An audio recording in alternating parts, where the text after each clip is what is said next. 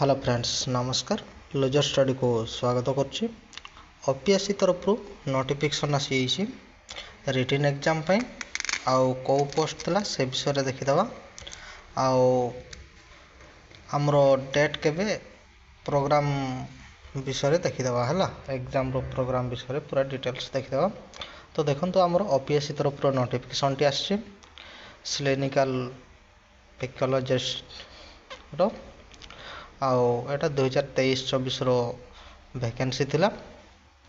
आउ एटा हमरो कटक जोन रे हबो एग्जाम टी क्लियर हो गले।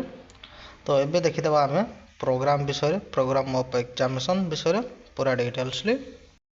देखंतु हमरो एग्जाम जो हबो 5 जनवरी 2025 रे हबो रविवार दिन 10:30 रु 12टा हला। आउ हमरो एडमिट कार्ड केबे आसीबो एडमिट कार्ड हमरो 31 डिसेम्बर 2024 रे आसी जीवो साइट रो लिंक मु देदेवी तले सेठु जाइकरी डायरेक्टली साइट को आसी परिबे आउ एडमिट कार्ड भी डाउनलोड करि परिबे किछि असुविधा नै हला। तो जो भाई भणी माने जानि नांती तांकर को टिके जणाई दियंतु रिटन एग्जाम रो नोटिफिकेशन आसी छि बोली आउ वीडियो जदि भलो लागु थाए लाइक शेयर कर दियंतु आउ ए पर्यंत जदि मो चैनल को सब्सक्राइब करनांती सब्सक्राइब कर दियंतु जॉब रिलेटेड जो भी नोटिफिकेशन आसीबो मो चैनल माध्यम रे आपन को जणैबी